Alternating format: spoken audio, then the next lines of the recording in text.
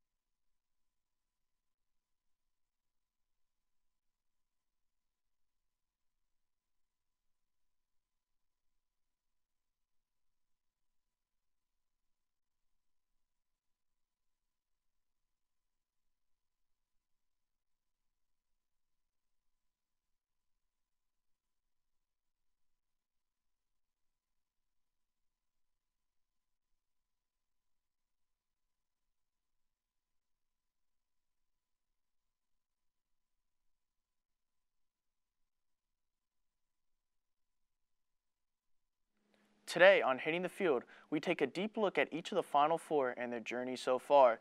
And later, we'll hit the ice to break down the NHL season. It's the best time of the week. Hitting the Field starts now.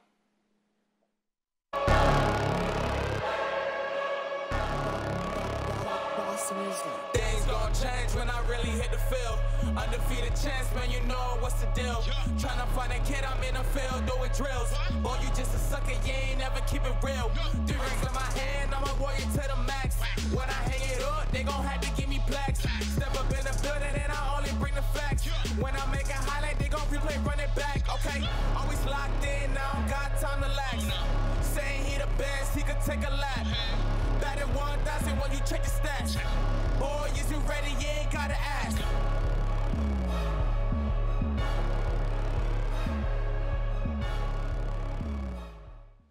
Welcome to Hitting the Field. I am Jaret Kappelman, the new host for Season 9 of Hitting the Field, premiering this fall. With me at the desk right now, though, is Andre Rodriguez. How you doing today, Andre? Doing great, thank you. That's great to hear. You ready to talk some Final Four? Definitely am. All right, let's jump right into it. You're going to have 60 seconds to say what you want about each of the 4 teams. Let's start with Michigan State. They're in the Final Four for their second time in 5 years, and yesterday they busted a majority of brackets after knocking off top-seeded and the favorite Duke. What could you have to say about Michigan State? I think they could take it all. I mean, Tom Izzo's an experienced coach. I mean, Cassius Winston, Big Ten Player of the Year. But they're third in the country in defense, third best defense in the country, but they're going against the second best defense in the country in Texas Tech. And actually, John Rothstein, CBS analyst, last night after the game, he tweeted, he was like, the game shouldn't even be played on a court, it should be played in a boxing ring. That's how, like, this game, it's going to be all about defense, it's going to be gritty. So they definitely have the talent. I mean, Cassius Winston, I don't know if he's going to be able to do what he did against Duke last night, attack the paint like that. He went off. He put the team on his back. I don't think Texas Tech's going to let that happen, but they have the ability. I mean, they're going to have to make adjustments. I mean, they have the depth. And Matt McQuaid, they got shooters like Matt McQuaid, Kenny Goins. They're going to have to come out firing. They're going to have to help Cassius. He's going to that defense is going to be clamping up on him, rotating on him. So as long as the role players show up, like Kenny Goins, Matt McQuaid, Tillman, I think they'll be fine. And like I said, Tom Izzo, he's the more experienced of Chris Beard, so I think they got it. I do. And, as we said, Michigan State will square up against Texas Tech, who defeated top-seeded Gonzaga to reach their first Final Four in school history. This team reached the Elite Eight last season, but took a step forward on Saturday. Andre, let's talk about the Red Raiders' chances going into Minneapolis. Well, yeah, they're almost the exact same team as Michigan State, except their coach and the team, it's almost like looking in the mirror like a younger version. Like Chris Beard, he played the same exact coaching style and everything, except, I mean, he's younger. He's just getting started. He's 8-2 already in the tournament. Well, 9-2 now. And like I said, second best defense in the country. But the difference between them and Michigan State, which I think is going to be the key for them, which is I also have them coming out on top, is that their defense, it's number 3 in the country in scoring defense. They have a great scoring defense. So unlike Michigan State, if Michigan State gets stuck against Texas Tech, they don't have another option, It's like they're going to have to play through Cassius. They're going to have to force shots. But Texas Tech, it's like, okay, we can't hit shots. We're missing shots. And they'll start using defense to their advantage, getting steals in the passing lane, that type of stuff. They'll get points off turnovers. So I think that's going to be the key for them, their scoring defense. I mean, Jaret Culver, he's going to be a top 10 pick. He's going to show up. A lot of good role players off the bench. And Mooney, great point guard, too. He could create on his own as well. Great dribble moves. I really like the Red Raiders' chances. Let's jump on to the other side of the bracket, where we have Virginia looking to complete their redemption tour. The Cavaliers advance to the Final Four with the buzzer beater from redshirt junior Mamadi Diakite. As the lone 1 seed left in the field, is this UVA's to lose? No, actually, I mean, I don't think they're the worst 1 seed. I think out of all 3 teams, I think they have the least likely chance to win. I mean, who knows? I mean, with my luck, it's March Madness. They'll end up winning it all, and I'll look dumb. But no, they can't win with how they play. I don't think that brand of basketball will ever. I mean, for now, we'll be winning a championship anytime soon. I mean, they need more consistent scores, more depth. I mean, they play off defense a lot like Texas Tech, but it's not the same type of gritty type of, like I said, Texas Tech, they get points off their defense. Virginia Tech, it kind of just, they slow you down. I mean, Virginia, they slow you down, and yeah, their scores just aren't consistent. Like Kyle God, before the game against Purdue, he had 0 threes for the whole tournament. That's what I was going to highlight. He hit 5 threes against Purdue. It's like, what? You're going to have to keep pulling these games, out. I don't think that's going to happen. And then their point guard, I think, what's his name? K. Clark. I think he's basically their version of Duke's Trey Jones. Yep. I think that he's going to be a liability for them. They're going to leave him open, and that's and we're talking defense. We're going to jump into the last team remaining, Auburn, who's the lowest seed left in the field. They might be the hottest team in the tournament. They just knocked it down 3 after 3. They took down the top 2 teams in their region. Honestly, they're going to be hurting after losing Chuma Okeke in the Sweet 16. But, Andre, how are they looking up to match against Virginia? I think they look perfect. I think they're going to come out top. They have more shooters. I mean, Jared Harper and Bryce Brown. I mean, those boys can play. I mean, Bryce Brown, tremendous three-point shooter. Jared Harper, he basically is Auburn's equivalent of Cassius Winston. Can do whatever he wants. He's small. He's 5'11", but man, like he takes that ball to the hoop. You're gonna have to put 2 hands in his face because it's going in. And Bryce Brown, I mean, I think he had 7 threes against Kansas. He had 4 against Kentucky. I mean, like, you can't leave him open. He can create off the dribble, off the catch. Great defense, too. And then Bruce Pearl, I think they're also fueled by that Bruce Pearl redemption type story. Yeah, they're not supposed to be here. He's not supposed to be here. So I think they come out on top. They're just riding the wave. Andre, if you had to choose who is moving on to Monday, quick answer, please. Texas Tech and Auburn, for sure. Auburn? Who do you think's winning? I'm going to have to say Texas Tech. Chris Beard continues the run, and that defense, like I said, it's going to come out on top. All right, Andre, thanks for talking March Madness with me. After the break, we'll head over to the other set, where I'll be joined by Heath Gately and Jessica Herman.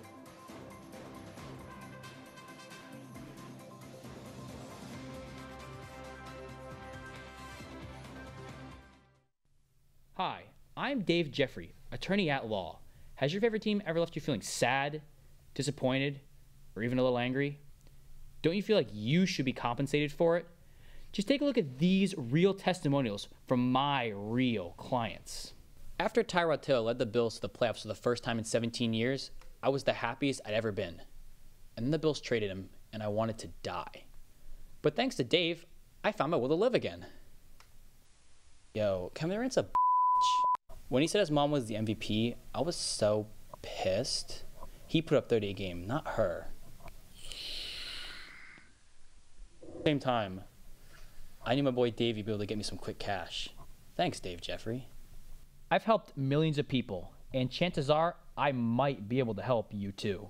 I hate David Jeffries. My whole family died in a car crash, but he gave all my money away to a Saints fan because of some blown pass interference call. Thanks, Dav. Aren't you mad when KD went to the Warriors? Nah, that's pretty chill. Give me a call at 888-888-888, crying emoji, and I can fix your sports misery too. Please call the number on your screen today if you are experiencing any grief, sadness, or even if another fan has hurt your feelings. All you have to do is provide your credit card number, the 3 silly digits on the back, and the expiration month and year. This is not a scam. Doop-de-doop.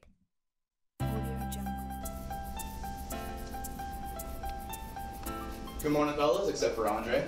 KG in the building. James Harden's a stat man. Yeah, that is not, you're right. He's the best scorer. He has 120 straight points now. Bro, 120 straight points now. He doesn't back. All right, let's do this. Let's get down to business, guys. He's like, you still got Aaron Gordon, PJ Tucker, and them boys. Come on now. What about Tom Brady gets the sun. Facts. I think it's kind of special, though. What?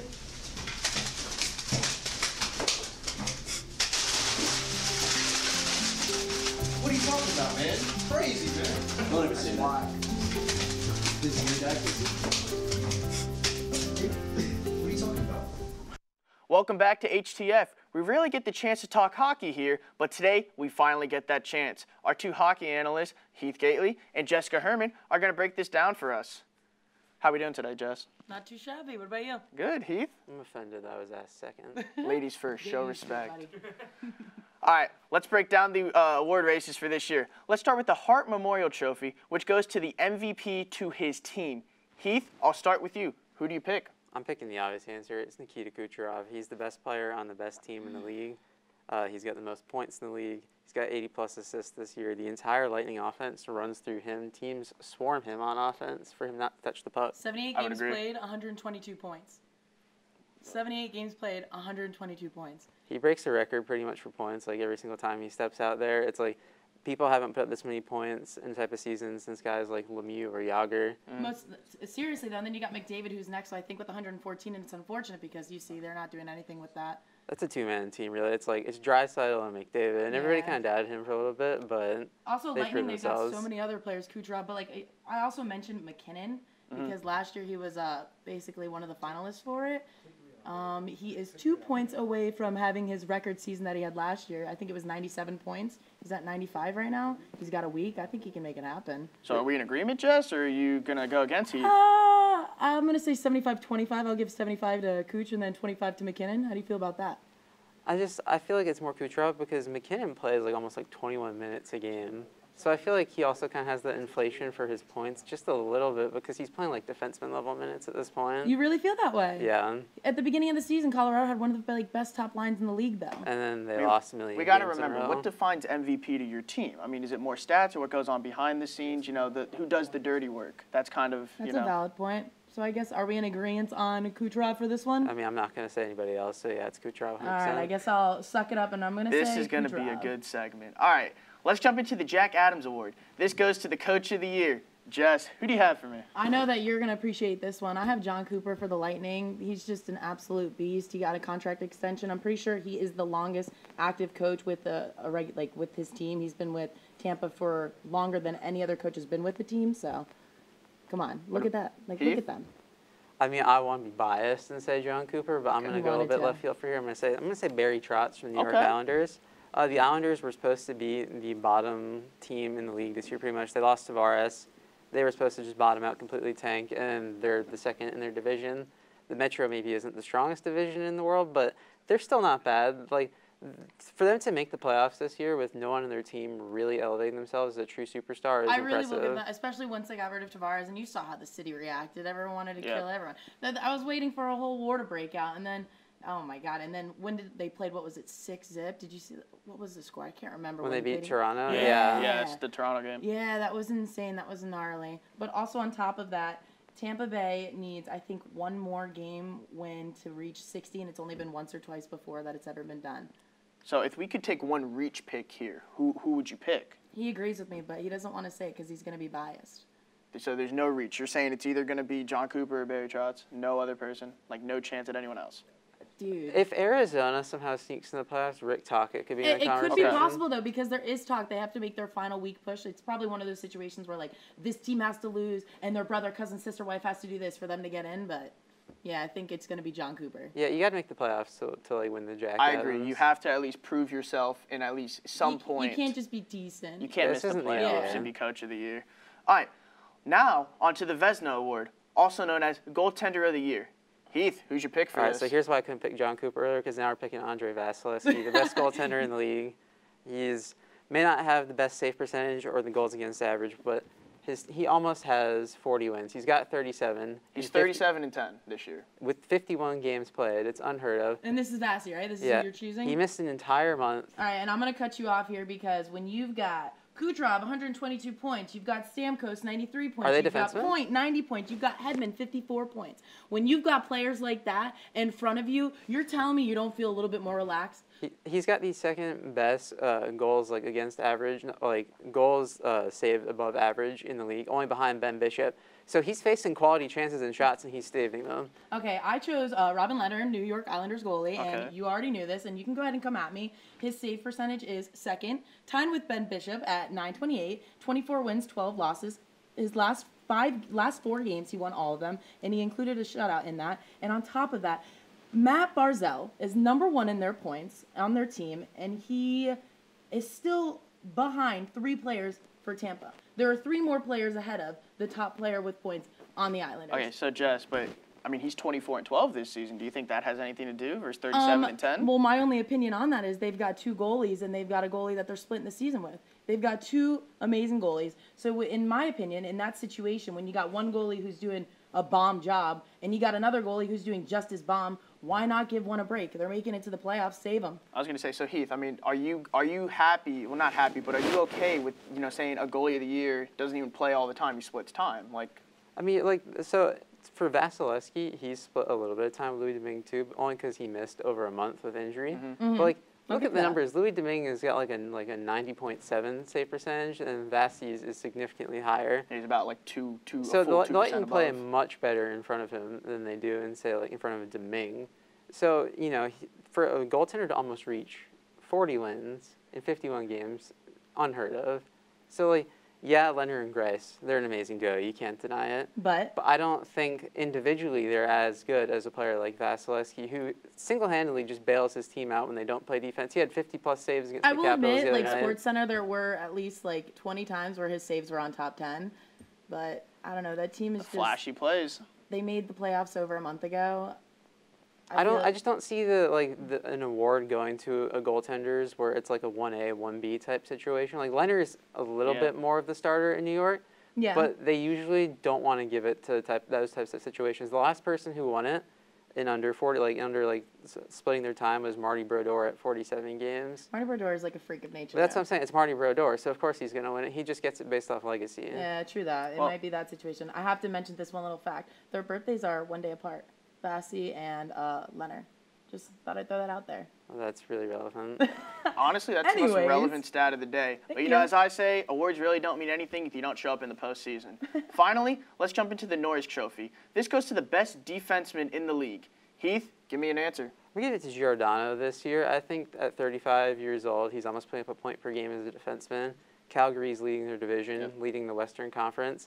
I think that he's really had kind of a breakthrough season for him. And I would love to come at you on this, but I can't because I respect that answer. Well, he's really having a season for himself. At least I've earned some respect on this Yeah. segment. Jess, who are you taking? Let's not push it. I'm probably going to sound cliche, but Brent Burns, that guy's amazing. He's got, he's got 79 points, 28 power play points. He's got 79 points. People that are forwards can't even get that many points. Like, come on. Brent Burns basically is a forward. Like, the man does not come back on defense. He's a forward defenseman. Martin Jones has an 89.5 right now for save percentage. There is no help in front of that net whatsoever. And Brent Burns has led his team they lost 7 in a row, beat Vegas, who lost 5 in a row, and then lost again. They're still, right now, playoff potential. I mean, they're in the playoffs. Yeah, so that means playoff potential. Well, excuse me, playoff potential in my opinion. Show up in the postseason. Yeah, I think that they can do something, man. Like, he just broke a record on Saturday night where he is number 1 in overtime goals. He just broke the record. It was 13. Now he's 14. Dude, if he makes the playoffs, you're telling me he's not going to try and do it that much harder? But it's best defenseman. I still not best scorer. It's not best scorer. Dude, he's in first place out of all defensemen right now. Your guy's in second. But he's the best scorer, but he's not the best defenseman.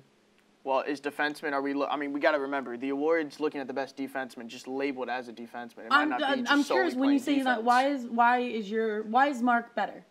Because the San Jose defense has been terrible without EK. Vlasic's been terrible. Even with Carlson? Yeah, and I'm saying they've tried to have Brent Burns step up, and Jones is still getting destroyed in front of the net. It's not all Jones' fault. All right, guys, I wish we could go on, but that's all the time we have for right now. Stick around, because after the break, we're going to look at the playoffs.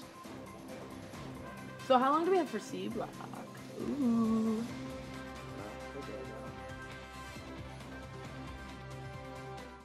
Chocolates? What are we, 12? Oh, Sandra, I have this little boy crush on you. Those are gonna give me diabetes. Boy, bye.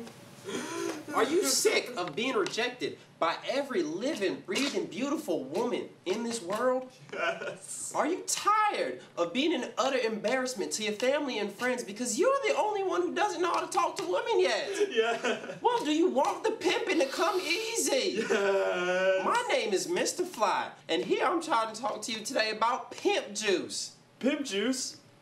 What is it? Just drink it. Damn.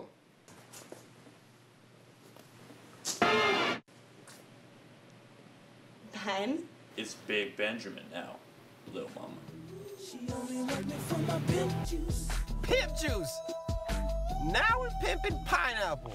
Welcome back. If you're just joining us, I'm here with Jessica Herman and Heath Gately, our Hockey Talk professionals. The NHL Playoffs kick off in a week from Wednesday, and Tampa has been the crown jewel of the Eastern Conference. Jess, is the East Tampa's to lose? Tampa, dude, they're going to do everything. They're going to Tampa kind of gets me mad because I'm a Florida Panthers fan, and the fact that the Florida Panthers stink, it just makes it that much worse.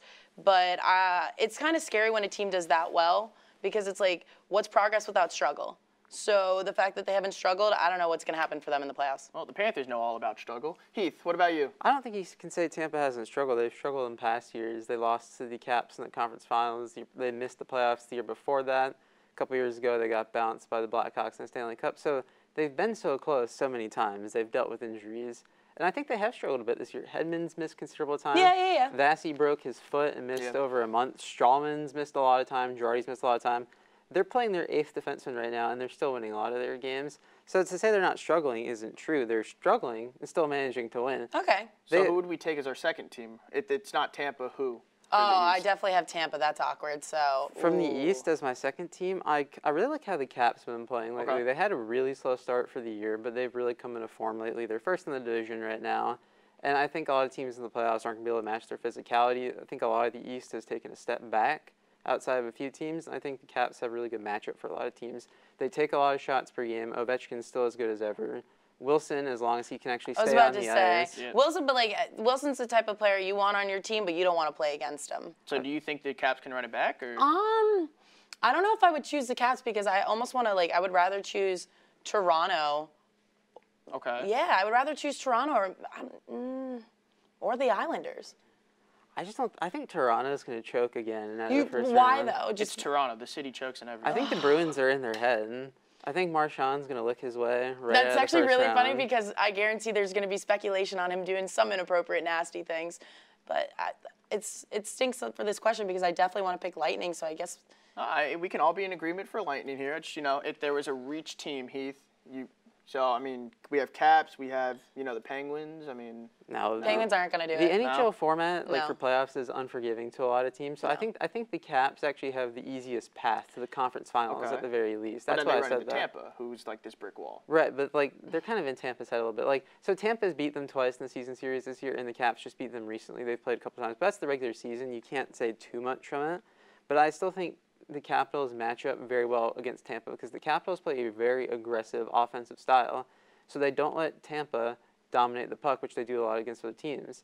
So I think you're forcing the goaltenders to make a lot of big saves. You're forcing the defense. That's why we chose Vasilevsky. You're forcing the defense to actually get the puck out of the zone. Everything's coming full circle now. And it's the number 1, the number 2 power play against each other. It's just unfortunate that you know what you're talking about because I would love to come at you right now, but it's like the points he's making are very valid. As much as I would love to go against you. I'm sorry, I'm not getting run over this segment. Fine. It's okay. You don't you're not coming at me too hard, so we're all right. But I guess, like I said, I'm going to choose Islanders or Toronto because I know we don't have much time on this segment. All right. Well, the West is far more wide open than the Eastern Conference. Teams like Nashville, Calgary, and Winnipeg could all make a deep run for the Stanley Cup.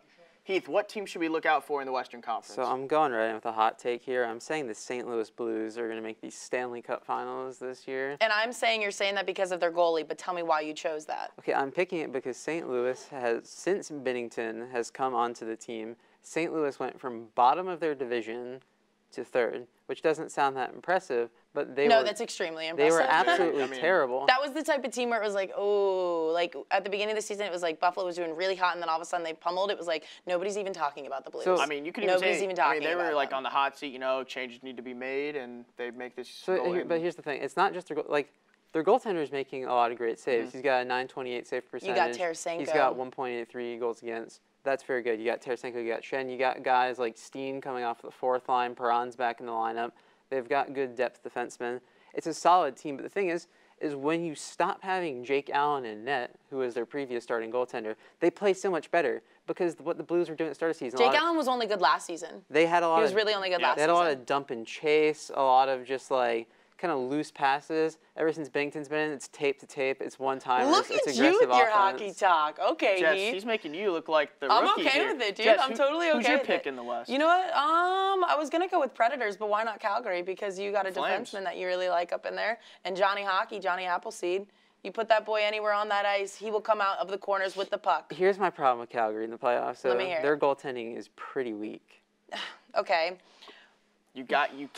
If you allow more goals than what you score, you are not going to win. They're a Simple good team, fact. but they're a good team. But the playoffs is a whole other animal. And I think when you have those like kind of subpar starters, and then their backup's Mike Smith, and he should not see the ice once. Like I think in the playoffs that kind of comes to hurt you because your defense, they have Giordano, he's great. Your defense wins has to come games. to play. You chose him to win the award, so I'm just gonna. That's regular season, and that's playoffs. What do you mean regular season? You're telling me that they don't take into account. You like that? I'm gonna rebuttal you because we were talking about coaches who we picked for coaches. John Cooper, and you said, okay, John Cooper, you can't pick a different coach when they can't even make it into the playoffs. I don't remember which guy we were talking about, but we were like, okay, exactly. I'm saying specifically for the playoffs. I'm gonna ask you, Heath. What team from the West is missing the playoffs that realistically should have been in? I don't think anybody's missing it that should have been because the wild card this year in the West is trash. Like it really Colorado's about to make it, and they won a huge skid. They lost to the Lightning 6-1 earlier this year, and the reason I'm even bringing this game up is because Colorado was hot. Colorado had one of the best forward lines in the league. The at the beginning of the McKinnon-Renton season. line was tearing the league apart, and then Lightning came in and said, "Nope, you've got Grubauer." Yeah, they were like, "We're going gonna take our throne back." So, Jess, I want to jump back into the East. Is there a team that is going to miss in the East that should be in, talent-wise, like? No, I feel like next season, if I'm going to say this, here, let me be biased. Let me just say that the Florida Panthers are going to make the playoffs next year. Go ahead. Come at me. Come at me, bro. Montreal could miss the playoffs this year, and I think they've been kind of deserving because they weren't expected to be that good this year, but they've gotten production of guys like Max Domi. I was just about to say Max Domi's insane, and I think Arizona messed up trading him, but look how well he's doing for them. All right, so it wouldn't be a Hitting the Field segment without me asking this. Jess, who is your finals prediction, and who's taking home the Stanley Cup? Oh, man. I don't want to say it, but I'm going to say Lightning just because. Over who? Over who? I guess Nashville. Nashville. Heath? I'm going to say Lightning Blues, and it's going to be the Lightning. The Blues. Wow. He's really going for the Blues because of this whole theory, man. I know, but it's not even just the goaltender. Quick. Okay, so everybody else has been really bad in the West lately. They're losing tons of games. All the top seeds have been ice cold heading the playoffs. The Blues have been hot. That's why I'm picking them. Hot goaltending and a hot offense heading in the playoffs. Hot take by Heath. You heard it here first, Heath. With the hot takes, you got to be hot to win. That's all the time we have for the hockey segment. Stick around, because after this, I'll have my night vision.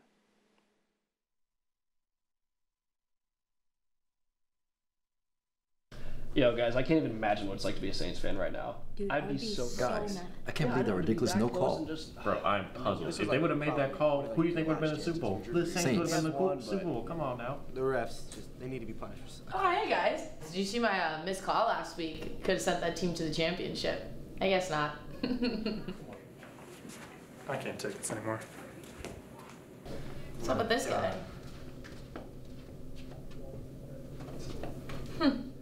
Welcome back to Hitting the Field. This is my night vision, you know. I'm very honored to be the host for Season 9. I want to thank, Jeremy Taché, Kyle Briley, Jessica Herman, Mark Davila, all the previous hosts. I've learned a lot from you guys just watching, from the side, being on the panel with you. I truly think Season 9 is going to be a blast. We're going to have more content. Maybe we'll bring back the joust, Let us know on Twitter, Facebook, Instagram, what you guys want to see more. Quickly, I want to shout out Anthony Abruzzo. Happy birthday. Thank you for watching today's show of Hitting the Field. Follow us on Twitter, Instagram, Facebook. Subscribe to us on YouTube. And that's all we have today. We'll be back next week for another Hitting the Field episode with just 2 left in the season.